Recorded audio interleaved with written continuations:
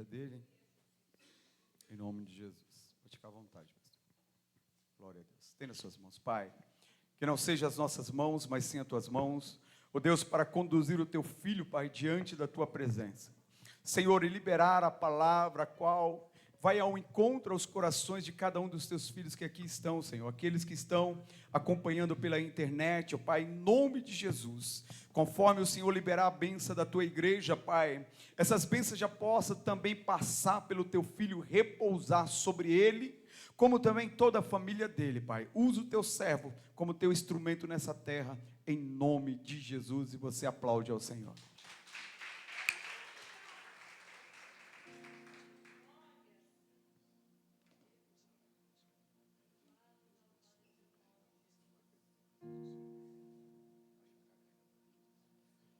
Graças a Deus. Meus irmãos, a paz do Senhor. Quem trouxe a Bíblia Sagrada? Pegue sua Bíblia, por favor. Evangelho de Jesus Cristo, segundo escreveu João. Evangelho de Jesus, segundo escreveu João, capítulo de número 5. Eu quero nessa noite tributar ao Senhor toda a honra e toda a glória. Louvar a Deus pela vida do bispo Adevaldo, Deus abençoe. Pastora Carla, Deus abençoe.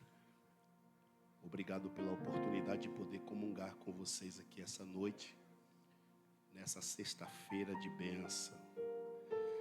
Glória a Deus. Irmãos, é muito bom estar na presença de Deus. Eu costumo dizer que a casa de Deus ainda é o melhor lugar para estarmos. Casa de Deus ainda é o melhor lugar. Obrigado, pastor. Glória a Deus. João capítulo 5, quem achou o texto, diga amém. Olha, antes de eu ler o texto, eu quero falar para vocês o tema que o Senhor me deu. Eu quero falar nessa noite sobre a dor das decepções. A dor das decepções. Amém? A dor das decepções. Pastor, decepção causa dor? E como causa? Vamos repetir o tema, essa frase, para nunca mais esquecer? 1, 2, 3. A dor das decepções. Capítulo de número 5. Só para a gente ganhar tempo, eu sei que você conhece o texto. Nós vamos ler a partir do verso de número 6 para a gente ganhar tempo. Você conhece o texto? Eu não quero chover no molhado. Vamos lá, vamos só ganhar tempo. E Jesus, vendo este deitado, e sabendo que estava nesse estado havia muito tempo, disse-lhe: queres ficar são? O enfermo, o doente, o paralítico, o inerte, respondeu-lhe: Senhor, não tenho homem algum que, quando a água é agitada, me coloque no tanque. Mas enquanto eu vou, desce outro antes de mim. Verso 8. Jesus disse-lhe: levanta, toma a tua cama e faz o quê? Vamos repetir esta frase. Levanta-te, toma a tua cama e anda. Vamos lá, 1, 2, 3. Levanta-te, toma a tua cama. Agora eu quero ler o 9, porque o 9 é uma espinha dorsal. O 9, há um mistério no 9. Logo aquele homem ficou são, e tomou a sua cama e partiu. E o 9 termina dizendo assim: e aquele dia era sábado. Mas hoje é sexta. Hoje não é sexta? Hoje não é sexta, pastor? E a Bíblia está dizendo aqui que aquele dia era sábado. Se o tempo for propício e nos der, eu vou falar porque a Bíblia diz: e aquele dia era sábado. Tome seu assento, por favor.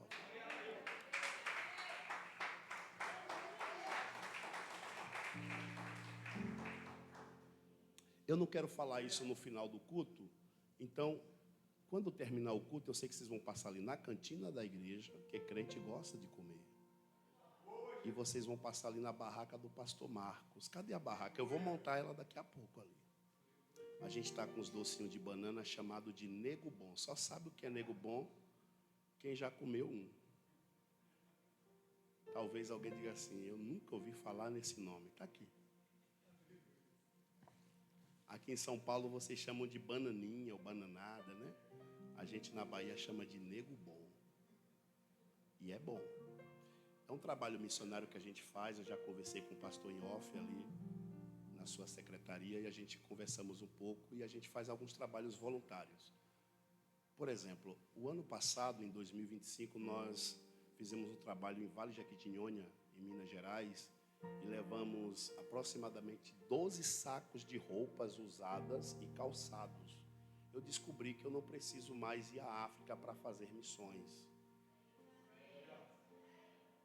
Às vezes a gente pensa que a fome está só na África. Eu tive na África, eu conversei com o senhor, nós tivemos na África, é bem verdade que há uma necessidade maior lá. Mas eu tenho uma África aqui bem pertinho. Tem muita gente precisando da nossa ajuda. E eu não conheço um evangelho sem estender as mãos. Às vezes tem gente que reclama e diz assim, mas ninguém me dá uma cesta básica. Mas você dá a cesta básica para alguém? Ninguém me dá uma roupa, mas você já deu uma roupa para alguém? Às vezes a gente se pega reclamando, ninguém me visita, mas você visita alguém? Então é importante a gente fazer missões. E a gente vem fazendo esse trabalho voluntário e social há alguns anos. E todo ano a gente manda roupa e fralda geriátrica para o Vale Jequitinhonha, onde eu morei, lá em Minas Gerais. E a gente manda ofertas também, assim como o pastor, a igreja que também faz isso, para Moçambique, para Gâmbia e para Angola. E 2027 a gente vamos na Angola. E quando a gente vai à África, pastor, os africanos eles não têm condições, pelo menos os que eu conheço. Claro que existe um outro lado da África, mas quando eu fui com toda a despesa por minha conta. Eu não estipulei nada para ir lá, até porque eles não tinham condições também. A minha filha vendeu um carro que ela tinha e me deu dinheiro. Ela me deu dinheiro pela fé. A minha filha estava com mais fé do que eu. Ela disse, o senhor vai à África. Eu fui e Deus nos honrou naqueles 30 dias que ficamos ali no Congo fazendo missões.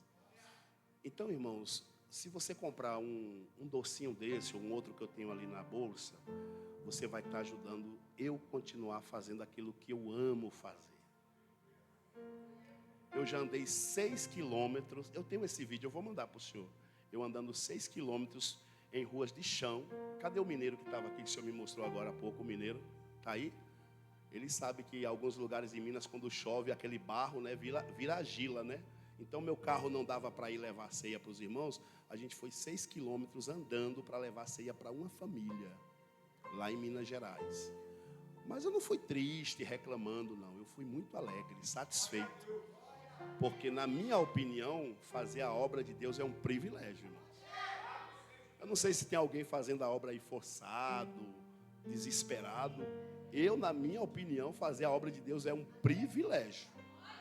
Alguém concorda com isso? Glória a Deus. É um privilégio. Por que Deus me deu esse tema?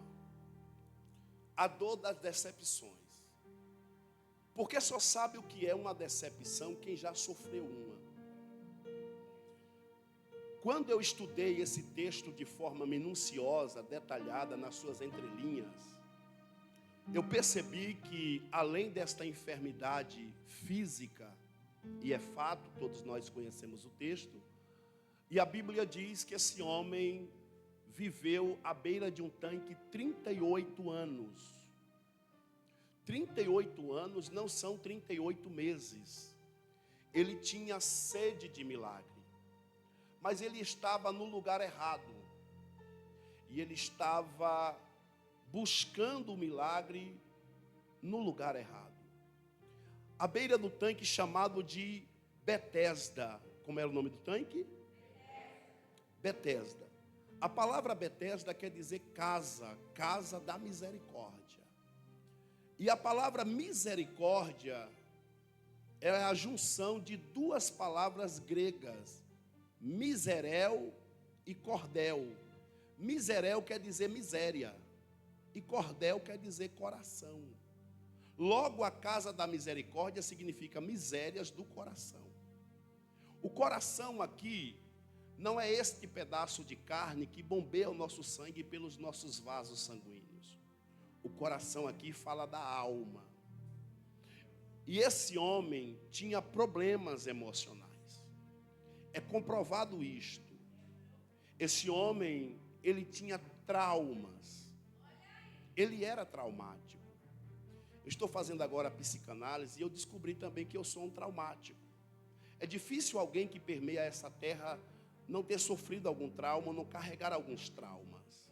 Aliás, nesses 9 meses que eu estou fazendo psicanálise, o próprio estudo e o próprio curso tratou de algumas áreas da minha vida.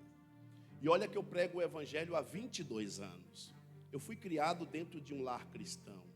Meu pai me ensinou princípios bíblicos, não somente para mim, mas para todos os meus irmãos, o Melk, a Ruth, a Marisete. Toda a minha família é crente. Todos os meus irmãos servem a Deus. Meu pai descansou em Cristo no ano de 2019. E nós descobrimos neste caminhar com Cristo e percebemos que nesta geração, o que mais tem no meio do povo de Deus, o que mais se encontra no meio do povo de Deus, são pessoas traumáticas, são pessoas com problemas obscuros. E pasme, senhores e senhoras, hoje se tornou complicado você se abrir para alguém. Eu pastoreei uma igreja, pastor, 4 anos em Minas Gerais, e quando eu cheguei naquela cidade, não era uma cidade, era um povoado. Um casal me procurou depois de 3 meses, e esse casal disse: pastor, nós precisamos confessar um pecado para o senhor. E eles confessaram um pecado, eles eram jovens, e foi eu que casei eles, o Natanael e a Luciele. E eles disseram: nós estamos em pecado, porém nós não confessamos para o pastor anterior, porque aqui a gente fala algo para um pastor, algo para alguém, e eles espalham para todo mundo. E a gente estava com medo de contar o pecado. E o que tem acontecido nesta geração é que, infelizmente, a gente está tendo dificuldade para encontrar alguém que a gente possa confiar. Alguém que a gente possa desabafar e se abrir e contar as nossas lamúrias. É difícil hoje você encontrar um ombro para você chorar, uma mão estendida que possa te ajudar. E quando eu falo de dor de decepção, esse homem, ele carrega algumas dores, porque algumas decepções aconteceram na vida dele. A primeira decepção que este homem sofre, e vocês hão de concordar comigo, porque isso está no texto. A Bíblia diz que foi estabelecida uma regra, uma norma naquele tanque. E qual era a regra? Qual era a norma? A regra era: um anjo descia e movia as águas. Um suposto anjo descia. As águas do tanque eram movidas. Mas só era curado apenas uma pessoa. Somente uma era curado. Mas se você ler o texto, no versículo 1, versículo 2 e versículo 3, vocês vão perceber, e a Bíblia diz isso, que havia uma multidão de enfermos, cegos, coxos e paralíticos. E todos estavam no mesmo objetivo. Todos buscavam um milagre. Todos buscavam a cura. Agora imaginem, senhores e senhoras, uma multidão de pessoas à beira de um tanque, esperando o movimento de uma água, de um suposto anjo que descia, mas somente um seria curado. Agora, quando alguém aclamasse com alta voz dizendo: o anjo desceu, as águas se moveram, imagine a briga, a guerra que havia entre aqueles que estavam em busca de um milagre. Por quê? Porque ali havia cegos, mancos, coxos, paralíticos, e o desejo deles era entrar na água, e era somente o primeiro que entrasse. Subentende com isso que eles se degladiavam, eles brigavam, uns pisavam nos outros. E percebam que este homem vai dizer para Jesus: todas as vezes que eu vou, vamos lá? Todas as vezes que eu vou. Aquele homem não está conseguindo há 38 anos.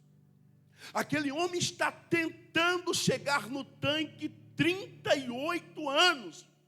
Agora, o que mais me chama a atenção é que mesmo ele não conseguindo, ele está tentando. Mesmo ele não chegando na água, ele diz para Jesus: toda vez que eu tento chegar, toda vez que eu procuro chegar, alguém passa na minha frente. Um outro trauma que este homem carrega, além daquele de ver muitos se degladiando para entrar na água, é que este homem, sempre que as águas se moviam, ele era passado para trás. Ninguém no meio daquela multidão jamais estendeu as mãos para ele. Ninguém jamais chegou para ele para perguntar: você quer ajuda? Ninguém jamais chegou para ele para dizer para ele: eu vou te levar até as águas do tanque. Muito pelo contrário, todos ali buscavam o mesmo milagre. E o que eles mais queriam era ser curado. O que acontece no meio desta multidão é que muitos estão pensando apenas em si. E não tem como condenar este povo, não tem como condenar eles. Mas no meio desta multidão tem alguém que está contraindo feridas, tem alguém que está contraindo traumas. E a prova disso é que quando Jesus pergunta para ele: você quer ficar são? Jesus não pergunta: você quer ficar curado? Jesus pergunta: você quer ficar são? Porque são aqui, pastor, fala de sanidade. São aqui fala da mentalidade. Por quê, pastor? Porque ninguém neste mundo, nesta terra, mudará se primeiro não mudar a sua mente. Quem disse isso foi o apóstolo Paulo. No capítulo de número 12 da carta que ele escreveu aos Romanos, Paulo diz assim: rogo-vos, porém, meus irmãos, que apresentei os vossos corpos como sacrifício vivo, santo e agradável a Deus, que é o vosso culto racional. E não vos conformeis com este mundo, mas transformai-vos pela renovação da vossa mente. Mente aqui é metanoia, pastor. Sabe o que é que Paulo está dizendo? Ninguém consegue mudar outra pessoa se primeiro não mudar a si mesmo. Mas essa mudança não começa pelos pés, esta mudança não começa pelos joelhos, esta mudança não começa pelos braços, esta mudança começa pela mente. É por isso que Jesus pergunta: você quer ficar são? Porque Jesus vai começar a cura pela mente daquele homem. Alguém pode levantar a mão para dar glória para Jesus? Pegue na mão de alguém, por favor. Pegue na mão dessa pessoa, por favor. Diga para ele, diga para ela: Jesus vai começar a cura pelo lugar certo. Jesus vai começar a cura pelo lugar certo. Amanacamachúria. Olha aqui. Lembra quando o profeta Eliseu foi curar as águas de Jericó? Lembra? A Bíblia diz que ele pegou o sal e foi lá nos rios das águas de Jericó e jogou o sal no nascente. Por que no nascente? Porque se Eliseu jogasse no meio do rio, uma parte ficava boa e outra parte continuava ruim. Eliseu vai lá no nascente. Eliseu vai lá onde começa o problema. Eliseu vai lá na raiz do problema. Glória. Eita, alguém pegou ali. Alebacandarácia. Eliseu vai lá onde o problema começou. Eliseu vai lá na origem do problema. Eu vim nessa noite dizer para alguém aqui: Jesus vai começar a cura na tua vida, mas ele vai começar na raiz do problema. Olha aqui. Escuta. Quando Neemias foi reconstruir Jerusalém, Diga comigo, reconstrução. Irmãos, reconstruir gasta mais do que construir. A primeira coisa que Neemias fez, sabe qual foi? Limpou o terreno. Neemias olhou para a cidade destruída e disse: tira todo o entulho. Por que tirar o entulho, pastora? Porque Neemias estava dizendo: não adianta reconstruir casa por cima de entulho. Porque quem reconstrói casa por cima de entulho, a casa está sujeita a cair de novo. Neemias estava dizendo: limpa. Neemias estava dizendo: tira o entulho. Eita glória, teve alguém que pegou ali. Neemias estava dizendo: essa casa aqui vai ser reconstruída, não vai mais cair. Por quê? Porque primeiro a gente vai remover todo o entulho. Levanta o dedo de profeta assim, levanta o dedo. Pastor, não sou profeta não, vai ser hoje. Aponta para duas pessoas e diga para ele, diga para ela: primeiro tira o entulho. Eita, nem todo mundo falou. Ei, primeiro tira o entulho.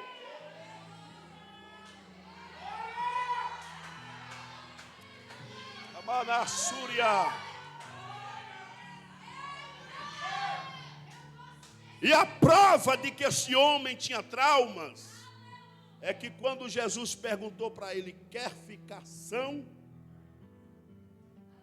Ele deveria no mínimo responder assim: quero ou não quero. Inclusive eu passei uma chave para o pastor aí, não vou falar não, viu pastor? Aquela chave lá deixa para o senhor aí. Mas ó, escuta. Ele poderia no mínimo dizer quero ou não. Mas ele não diz isso. Ele diz assim: não tenho ninguém. Vamos lá? Não tenho. Jesus perguntou isso? Não. Mas por que ele está dizendo não tenho ninguém? Porque isso aqui são sinais de um traumático.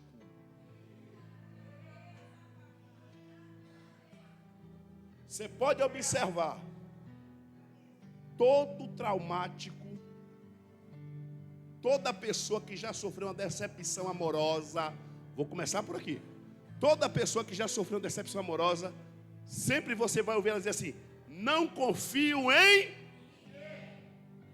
Eu já ouvi gente dizer assim: esse negócio de amor não existe.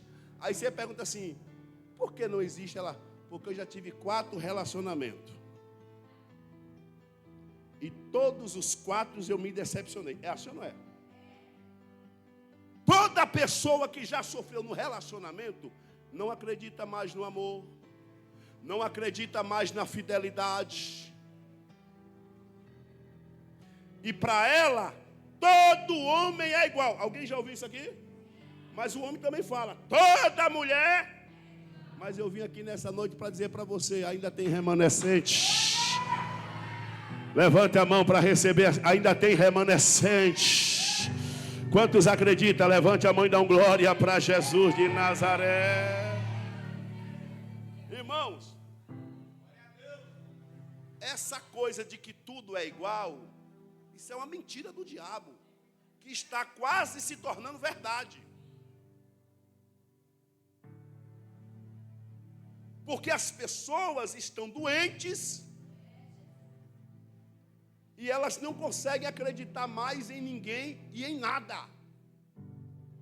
Alguém que já sofreu com líder espiritual, você está pensando que o índice de ateu tem aumentado por quê? Todo ateu, ou quase todo ateu, já foi crente. Porque lá no Salmo diz assim: nem o próprio ateu pode dizer que não crê em Deus. Por quê? Porque como é que ele não acredita? Se ele não acredita, ele não está acreditando em alguém que existe. Mas o ateu está dizendo: eu não acredito em Deus. Tudo bem, você não acredita em quê? Em Deus, mas Deus existe. Mas a maioria dos ateus já foram crentes. Mas por que eles não acreditam mais? Porque sofreram uma decepção. A maioria hoje dos desviados, dos desigrejados, é porque sofreu uma decepção.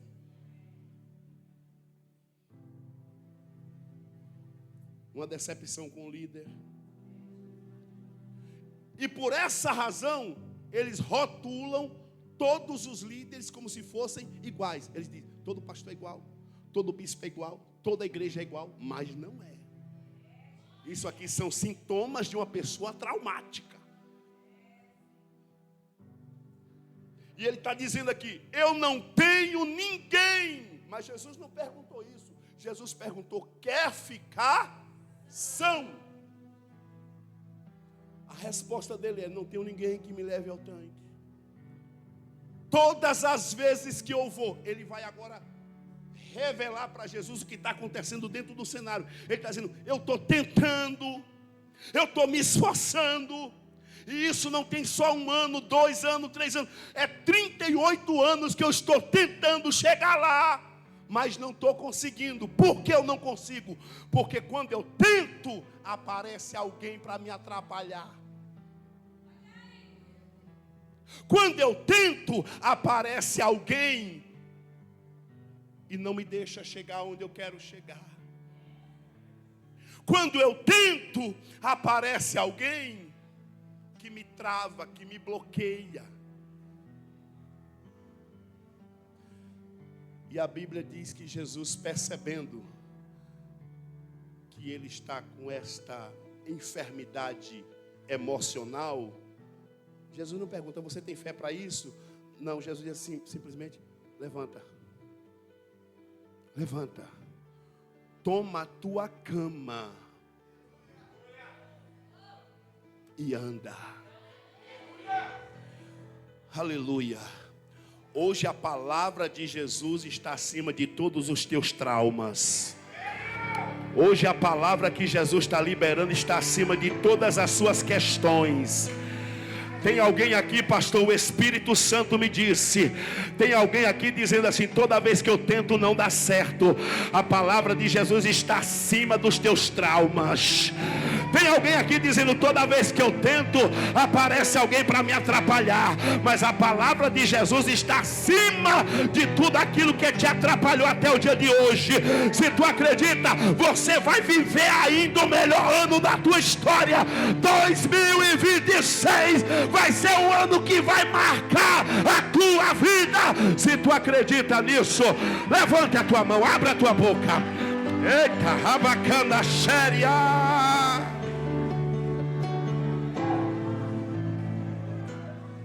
Levanta e toma a tua cama. Esse homem tinha uma.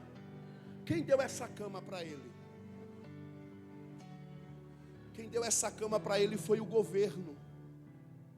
Todo paralítico tinha uma cama. O governo dava uma cama para o paralítico, pastora, numa tentativa de apaziguar a sua dor. Essa cama era uma espécie de um alvará. Estava dando liberdade a ele para pedir esmola. Já que o sistema não pode resolver o problema, vamos pelo menos dar um paliativo. Jesus não trabalha com paliativo. Todo paralítico tinha uma. Vamos lá, gente. Todo paralítico tinha uma. E o cego, capa. O governo também estabeleceu esse alvará para os cegos. Lembra de Bartimeu? Tem gente que não entende por que foi que Bartimeu largou a capa antes de enxergar. Porque Jesus não liberou a cura para ele, não.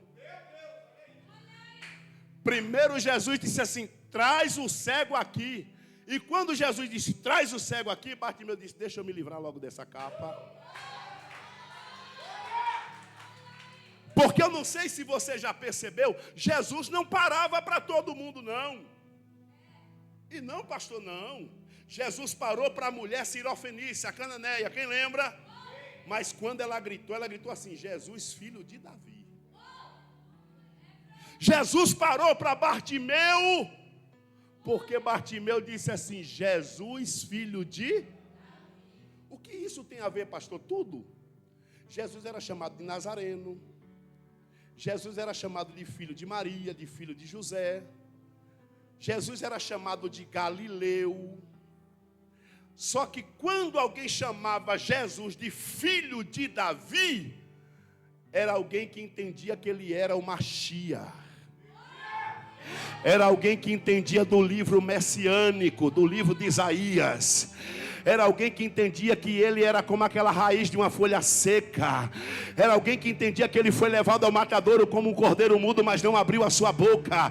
Era alguém que entendia que pelas suas pisaduras ele foi sarado.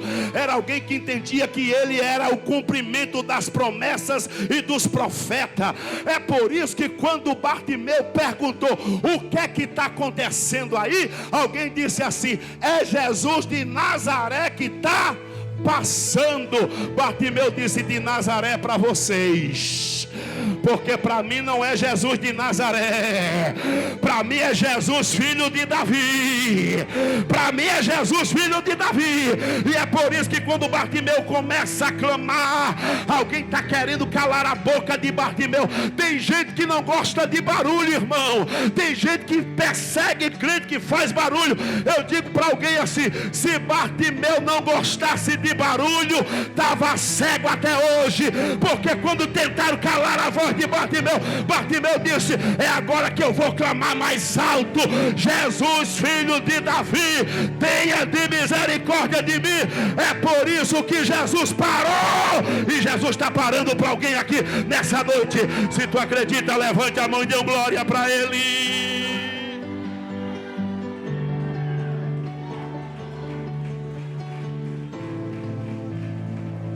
Deixa eu correr. Amassubicanaracia.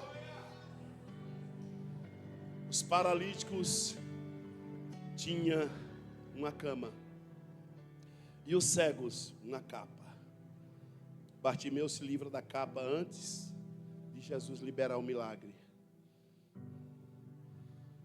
porque aqueles que enxergavam não tinham visão. Tem gente que enxerga, mas não tem visão. Bartimeu não enxergava, mas tinha visão. Pergunta para o teu irmão aí: como é que está a sua visão?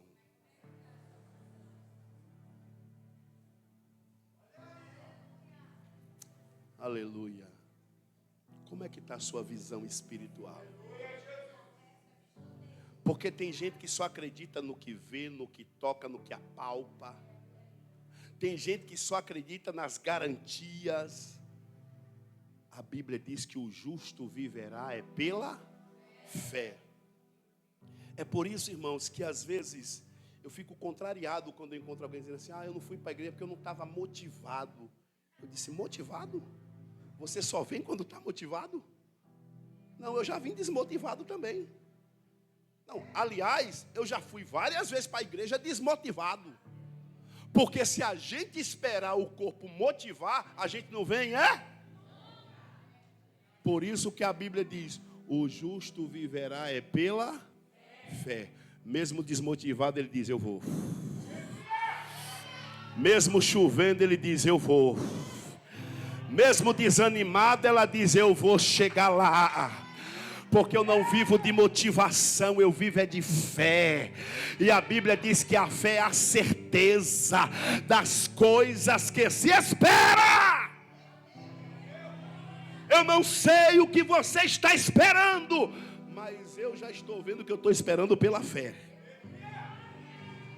Aleluia. Glória. Agora escuta, irmãos, para a gente terminar. Diga comigo: cama e capa. Nunca mais esqueça disso. Eles ganhavam esses objetos como garantia para pedir esmola, apaziguar a dor, paliativo. Jesus, sabendo que era 38 anos que ele estava ali, Jesus chega e quando ele começa a se abrir com Jesus dos seus traumas, a palavra do Senhor está sempre acima de tudo. E eu descobri, pastor, que esse homem tinha 2 desejos. Quantos desejos? Vamos lá, todo mundo. Quantos desejos? 2. O primeiro, ser curado. E o segundo, entrar no templo. Porque ele nunca teve o privilégio de entrar no templo. Não, eu estou falando do templo de Salomão, que foi construído por Salomão, que foi demolido por Nabucodonosor, rei dos caldeus, que foi reerguido por Esdras e Neemias, e nos dias de Jesus reformado por Herodes. Esse templo tinha uma porta chamada Formosa, capítulo 3 de Atos, você conhece? Que essa porta chamada Formosa era o esplendor de Jerusalém. Uma das 7 maravilhas do tempo antigo. Agora, pasme, senhores e senhoras, esse homem nunca entrou no templo. Por quê? Porque ele tinha problema. Esse homem nunca entrou no templo. Por quê? Porque ele era defeituoso. Esse homem nunca entrou no templo. Por quê? Porque a religião fazia uma barreira. Aqui você não entra. Mas por que não entra? Porque você tem problema. Porque você é defeituoso. A religião fazia uma barreira. Irmão, nós temos que tomar cuidado com a religião. Pastor, mas Jesus não era religioso? Nunca foi. O senhor tem como provar? Prova agora. A religião dizia: o malfeitor tem que morrer. Jesus olha para o mesmo malfeitor e diz assim: hoje mesmo estará comigo no paraíso. A religião dizia: a prostituta tem que ser apedrejada. Jesus olha para a mesma prostituta e diz: vai e não peque mais, porque eu também não te condeno. A religião olhava para o cobrador de imposto e dizia: esse daí é desprovido de Deus, não pode entrar no templo porque é traidor dos judeus. Jesus olha para o mesmo cobrador de imposto e diz: aquele desce depressa, porque hoje convém repousar na tua casa.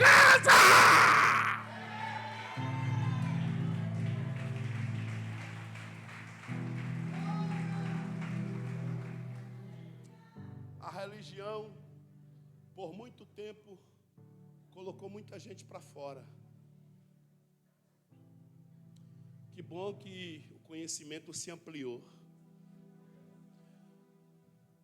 A religião nunca deixou esse homem entrar no templo. Por isso que a Bíblia diz assim: e aquele dia era sábado. Por quê?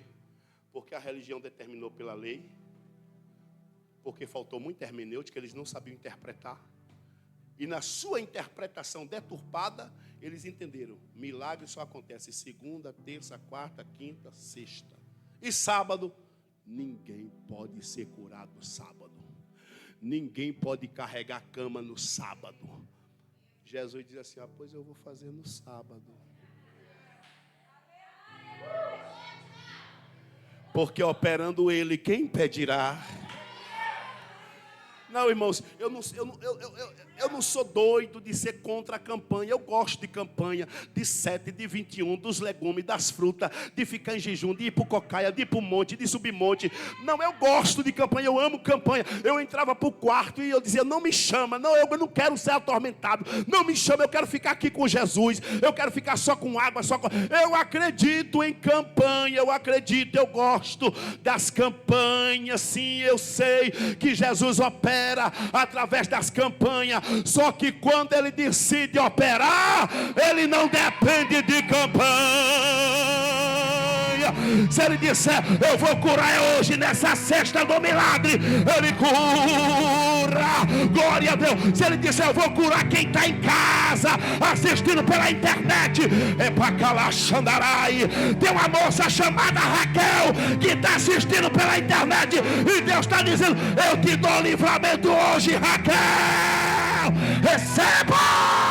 Só quem acredita fica de pé, adorando ao Rei dos Reis e ao Senhor dos Senhores.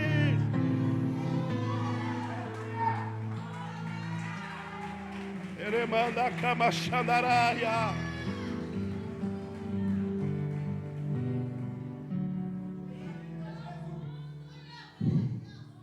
Ele basura barraça manaia. Escute, 2 sonhos ele tinha.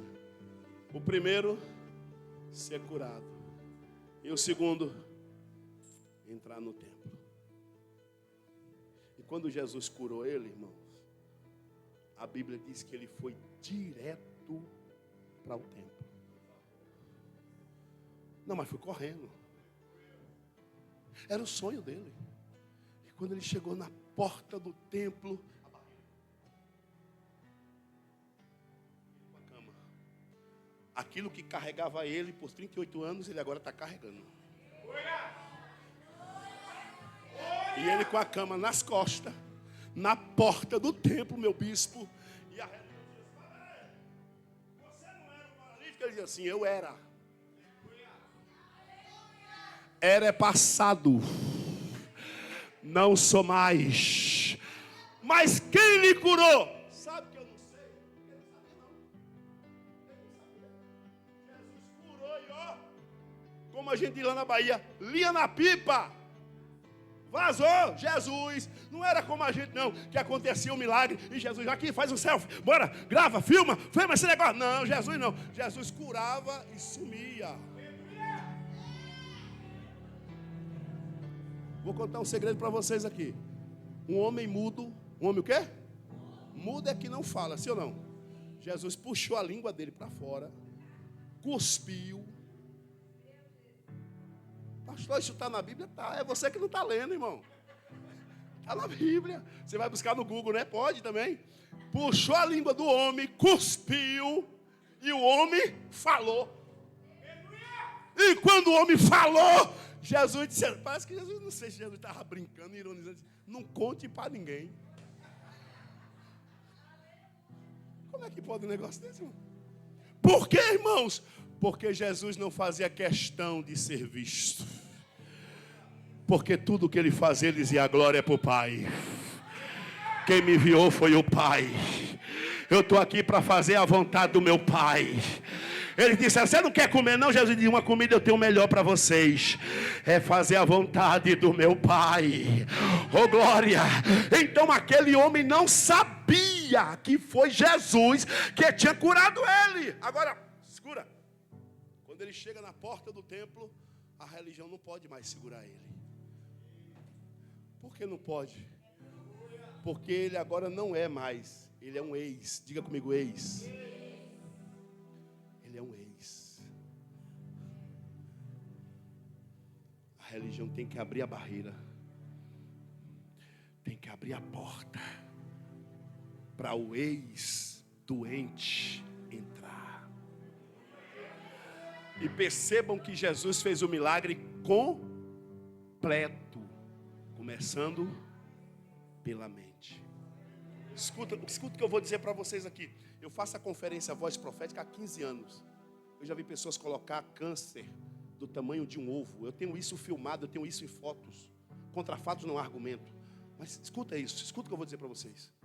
Todas as vezes que eu começo a conferência, eu digo, gente, a mudança da sua vida não depende do calendário.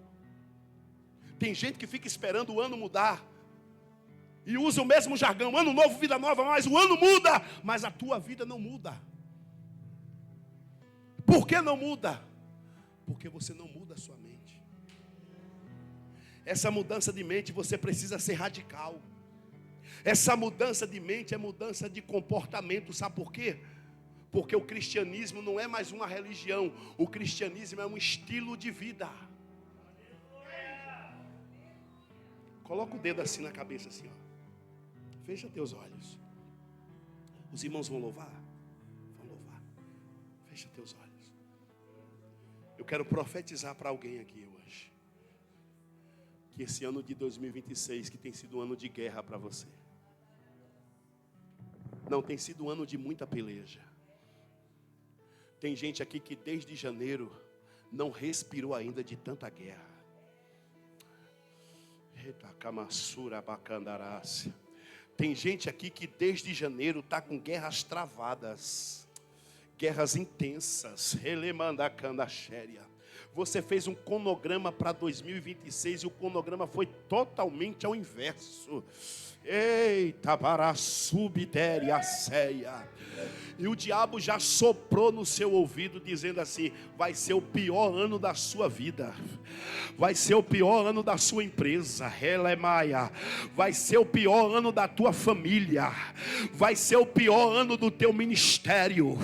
Vai ser o pior ano da tua história. Eu vejo venho como boca de Deus, profeta para a vida de alguém aqui. Essa mensagem tem endereço. Vai ser o melhor ano da tua vida, vai ser o melhor ano da tua história, vai ser o melhor ano da tua família, vai ser o melhor ano da tua empresa. Se eu fosse você, eu já estava glorificando. Vai ser o melhor ano do teu ministério, da tua família, da tua caminhada, da tua saúde emocional, física. Vai ser o melhor ano da tua vida.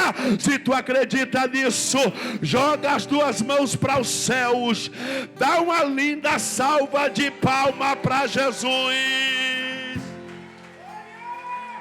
Dê um abraço em alguém, dê um abraço em alguém, mas não um abraço artificial, não, é um abraço profético.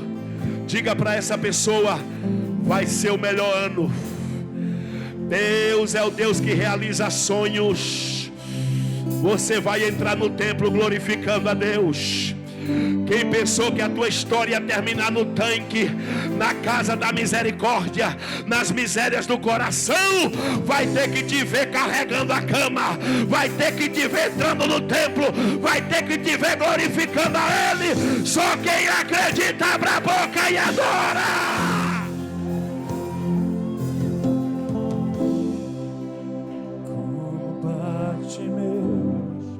Eu preciso de um milagre, só o Senhor pode fazer. E eu farei o que for preciso, para que ouça minha voz. Filho de Davi, socorre-me.